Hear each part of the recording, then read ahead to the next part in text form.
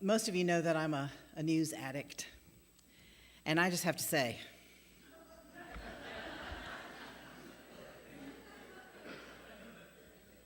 we have quite a situation happening out there. This election's unlike anything we've ever seen. Terrorism is starting to affect Europeans, so we're hearing about it.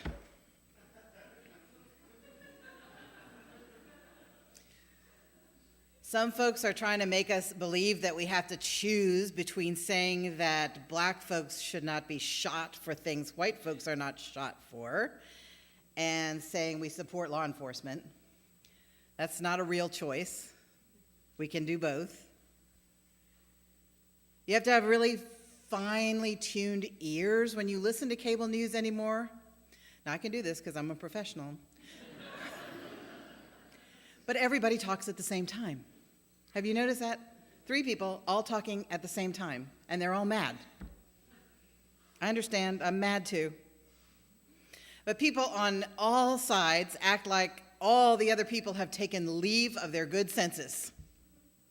That if you had any lick of sense, you would see it my way. In situations like this, we have to go back to basics, and for Unitarian Universalists, the basics are the principles, our principles. We have 7 of these principles that we all agree, well, we all, because we're Unitarian Universalists, you can't really say that, but we mostly agree to affirm, which means to say yes to, and to promote, which means to talk about, these 7 principles. Now, we talk every Sunday about what holds us together, and we talk about it as our mission, but there are other things that hold us together too. The mission is just for this individual congregation. Other congregations make up their own mission, but our principles is a whole denomination-wide list of things, not that we have to believe, but that we aspire to. I think that a thoughtful commitment to our principles can shape and transform your life. So we're going to take a deep, refreshing dive into our principles in this difficult learning year. And we're going to see what treasures we can bring up from the depths that will help us grow stronger in our spirited lives. A little history. The Unitarians were a non-creedal denomination, meaning no creed, like the Quakers, like the Jews, no creed denomination. The Universalists were a Christian Trinitarian denomination. They, in 1961, merged. Now, as part of the negotiations for the merger, the Universalists and some of the Unitarians were saying, we might really need to have a list of just things we agree on. And so, over many discussions, the principles were hammered out and voted on in 1960. I mean, they were hammered out. There were furious discussions, fruitful and furious discussions, a lot of compromise, a lot of people getting mad and flouncing off, and then finally, the principles. So then, in the early 80s, 20 years later, when the women of the Unitarian Universalist denomination said, you know what, the language of these principles is very male-centric. It says man this and man that and men this and men that, and we would like to have the language be more inclusive. Everybody just kind of went, oh. And there was another whole process that was surprisingly peaceful this time. Everybody got involved, and it was very transparent, and it took a long time. The Unitarians meet once a year in a thing called General Assembly. We call it GA for short. And there were many GAs where there were votes and discussions on this new wording of the principles. When I came into this denomination, it was the 90s, early 90s. I went to the GA. My first GA was in Charlotte, North Carolina, when they were having their final vote on the 7th principle. And I kind of made it the test of whether I was going to join and become a UU minister or not. I was like, if they vote for this, and the principle they were voting on was that we were going to affirm and promote the interdependent web of all existence, of which we are a part. Everything's connected. Everything's in an interdependent web. It made my little Presbyterian pagan heart blossom with joy when they voted it in. Since Presbyterian pagan was a quirky combination which was not working, I was able to become Unitarian Universalist, and it works out much better. So our principles are the result of a lot of committee work. Committee work feels very homely, but it comes up with things that we need. Committee work is a lot better than a church that has things happen by decree. For me, it's better. So the principles are something we agree to affirm and promote, but they're not creeds. Creeds, also created by committee. You need to know this. They were not dropped in a plastic bag down to the various churches. The creeds were created by committees, but they were just committees in the 4th and 5th centuries rather than in the 1960s and 80s. So the creeds were originally created as a focus for Christians who were being tortured. And they were a way of hanging on to what you believed. In the midst of great pain, you could say, I believe this and this and this and this, and they would say, well, denounce your belief. Well, if you don't know what your belief is, you get confused under torture. So the creeds were originally as a strengthening measure for people who were under terrible duress. And now in the Christian churches, many people feel a strong sense of being held by history when they say the ancient words all together with other people who believe the same things that they do. But there are some people who just don't believe those things, and there are some people who don't think that you should have a list of things you need to believe in order to be in the community. And that's the Unitarian Universalists. So we have these principles. They're not commandments. They're not creeds. They're not just suggestions, but they point to what we aspire to be. They're a vision of the world, and they're a vision of humanity, the way we would like to move toward that. Okay. We have a first principle,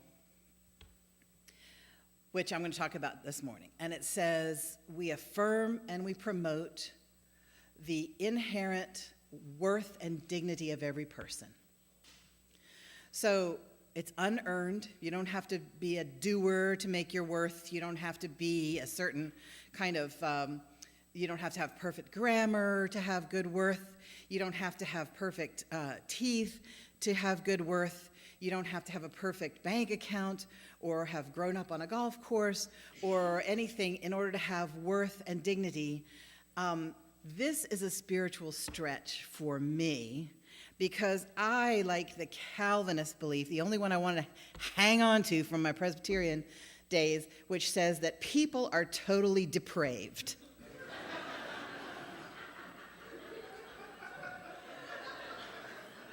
I find that much more relaxing.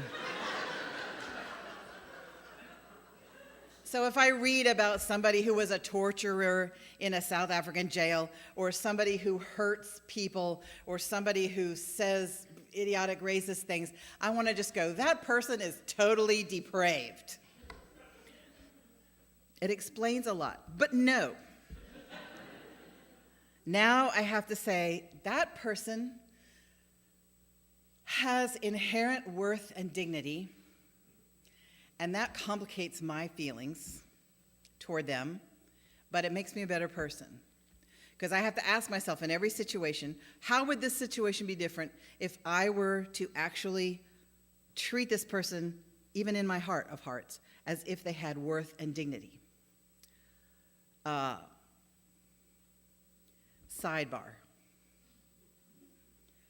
We do not have to treat every idea as if it had inherent worth and dignity.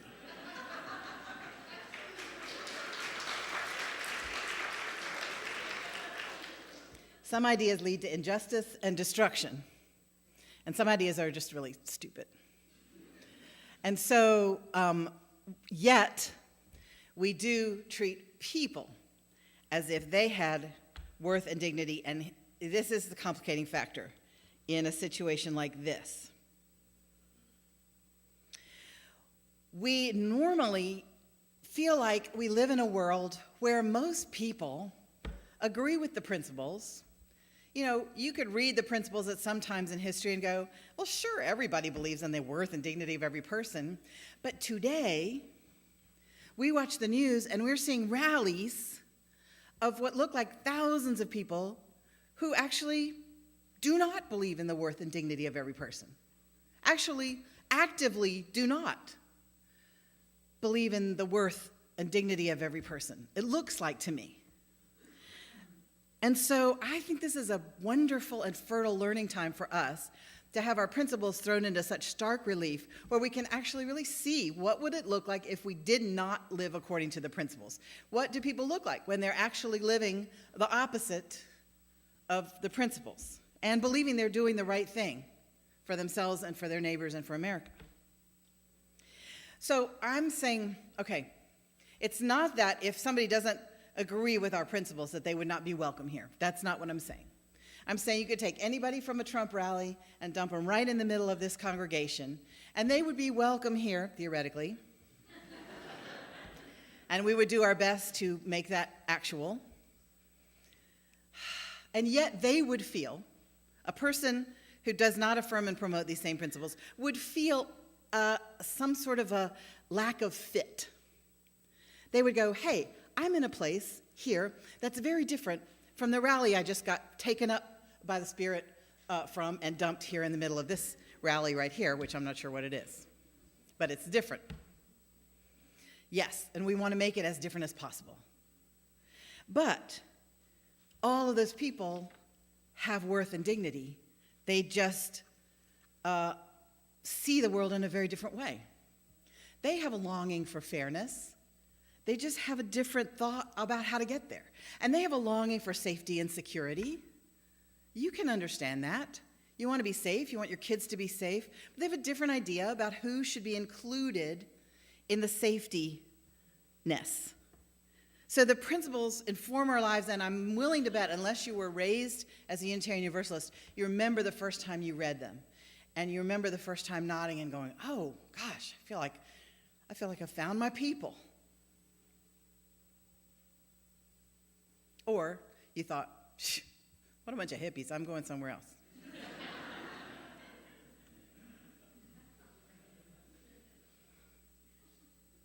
So the idea about thoughtfully committing to believing that there's worth and dignity in every person, not idea, but person, can guide our lives. And I like to turn up the heat on the principles a little bit, just in case you think they might be easy, by adding something to the end of each principle. Now, you know how when you were a kid, you got through the sermon by looking through the hymnal and adding in the bathtub to all the titles. So, you know, we three kings of Orient are in the bathtub.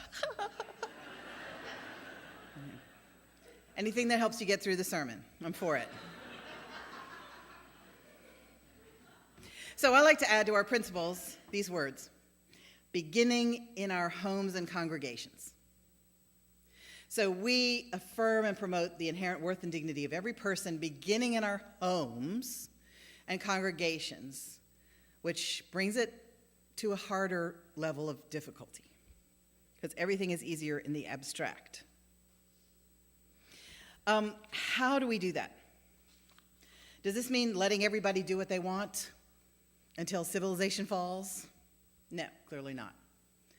Does it mean just smiling at everybody and saying, oh, you're just wonderful. You're just wonderful. No. It means treating them as if they were a full, grown-up human being, if they're grown, or just a full human being if they're not grown yet, and not doing anything that impinges upon their dignity if you can help it. So here's a little example, and I'm not sure how or where this fits, but I'm just going to tell it to you anyway. A colleague of mine this week was taking a walk in her neighborhood in Maine. in an apartment building on the next street over, she saw a giant Confederate flag had just been hung from a couple of the windows outside the building. Maine.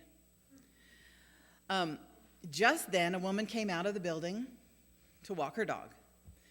And my friend stopped in a neighborly way and said, "Hey, how are you doing? Oh, what a cute dog." And they talked a little bit, neighborly. And my friend, the minister, said, "Do you know anything about that flag that just appeared?" And she said, "Oh, yeah, it's my boyfriend's. He's really proud of being from the South." And my friend said, "You know, for lots of people, that's not really a symbol of the South as much as it is a symbol of white supremacy and really overt racism, and it's hurtful for a lot of people to see that." And the woman's like, "Oh, gosh, well, yeah, I'll tell him." So on her way back, she noticed the flag was gone. Do I think that racism was cured and healed by that little neighborly conversation? I do not. I do not. I think it was just driven back inside. Because a high-status person has been giving permission to people to be more overt about their racism. A very rich business person, a white man with lots and lots of money and a loud voice, has been giving people permission to give overt vent to the things they're all thinking anyway that he gets to say out loud. So now they're saying it out loud too.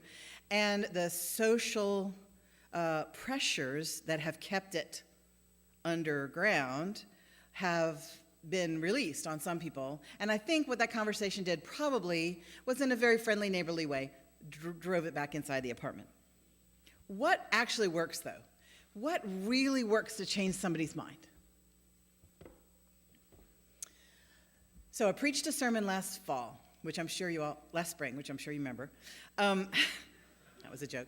About how people's brains are wired differently. They're doing this at the University of Nebraska, this research. People's neurobiology is different in that they have, if you're a conservative person, there are certain things that your brain and body do that are different from the things the brain and body of a person who has liberal political beliefs does. And I don't know, which comes first, the wiring or the philosophy. I don't know. Nobody's drawing conclusions. They're just saying, we've noticed this, that people who identify as conservatives have a stronger reaction to photographs when they're shown peaceful photographs and threatening photographs. They have a stronger physiological reaction to photographs that might seem threatening than people who identify as liberals do. Now, they're not drawing a lot of conclusions from this. Every time they try to draw conclusions, Congress threatens to pull their funding. And so, but mostly what we learned from these things is that arguing words are not really going to change somebody's mind. If they're a certain number of degrees away from you, you probably, if somebody's just 1 or 2 degrees away from you in your outlook, you probably can argue back and forth and change each other's mind. But if they're far enough away from you, there's no word in the world. There's no meme on Facebook. There's no article you can send them. There's no list of actual facts that you can send somebody that's going to change their mind. And you know this because your Uncle Steve keeps sending you actual facts about how Hillary Clinton is the devil, and it's not changing your mind. Am I right? So really, what is a way to get through to somebody? Because there are people that we work with and that we're family with and that we work out with, people that we want to shake and say, how can you think these things? And they want to shake us that same way too. What works, we learn from an FBI hostage negotiating manual.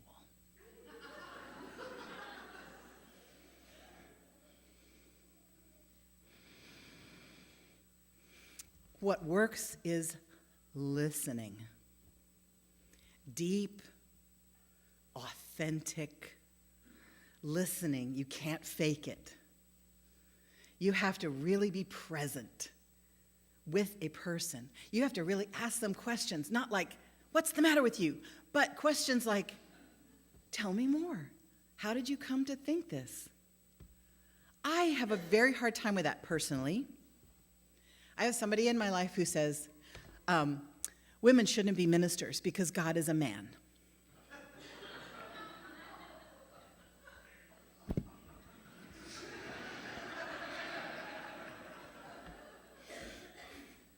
And I don't want to say, tell me more. I don't want to. I just want to start explaining. But that is not going to help anybody. I have to say either, which is a time-honored way for families to stay together, or help me understand. Tell me more.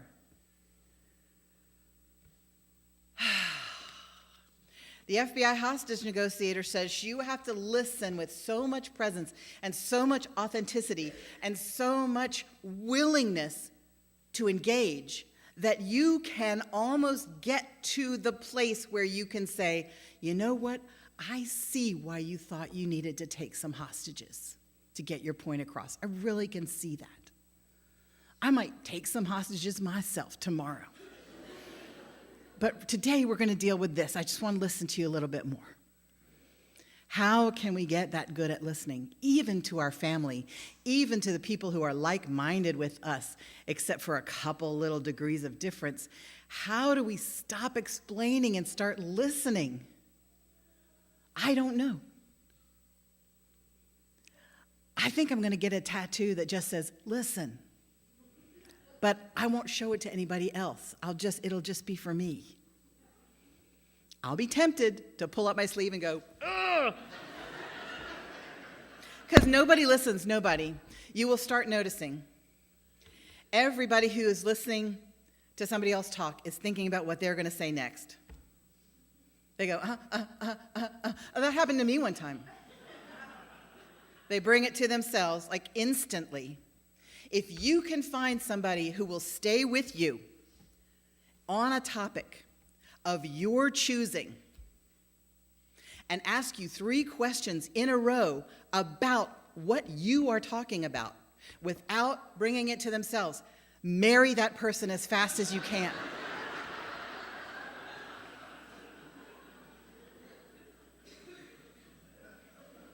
Unless it's your therapist, and then that's illegal.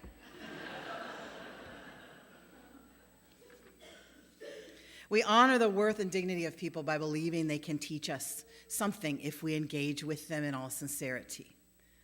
That even a person who's standing on the street spitting with passion because they want so much to tell the woman in the hijab that she is not welcome in their community, even that person has worth and dignity that the heart of love can see when I can't see it.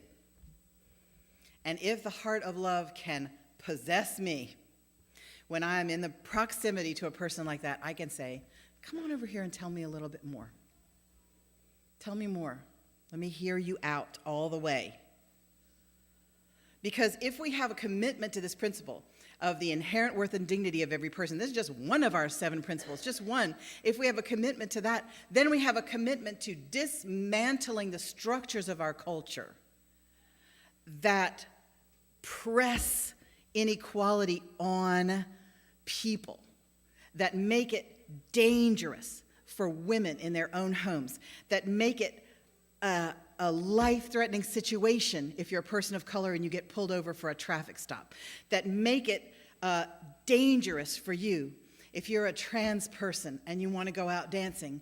You are constantly having to be alert because there are people who hate you enough to follow you down the street and stab you. We need to dismantle this culture. We need to try to dismantle the structures of white supremacy. And if you don't think they're out there, just think, would I like to change places if I'm a white person with a person of dark skin and be treated like they're treated? Let me think about that for a minute. I don't think you'd find almost any white person who's not been living under a rock for the last 100 years who would want to trade places and be treated in the way that dark-skinned people are treated in our culture. We need to dismantle the structures that have made it just now legal for gay couples to adopt children in all 50 states. Just now, like yesterday. What is wrong with us?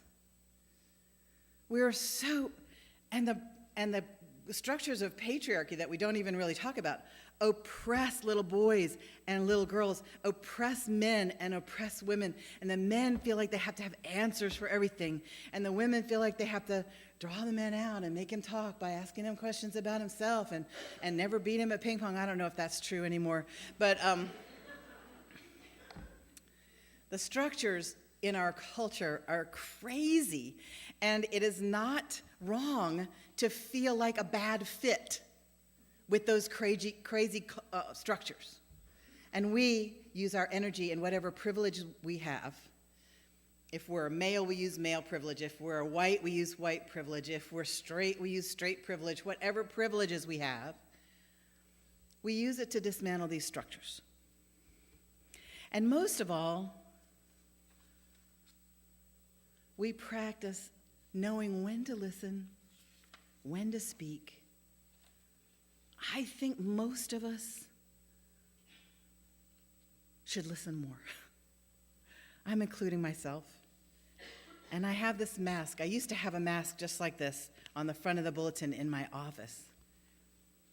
And this person, a woman or a man, I don't know, is going, just reminding us to shh. When is it time to talk? When is it time to explain? When is it time to say our piece? When is it time to cry out? And when is it time to shh, listen?